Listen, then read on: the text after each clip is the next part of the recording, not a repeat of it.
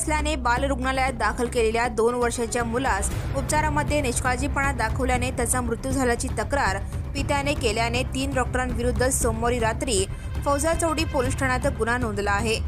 अद्विक आठवले वय 2 वर्षे असे मृत्यू पावलेल्या मुलाचे नाव असून अजिंक्य सुनील आठवले वय 24 राहणार माशाळ वस्ती सोलापूर असे फिर्यादी पित्याचे नाव आहे।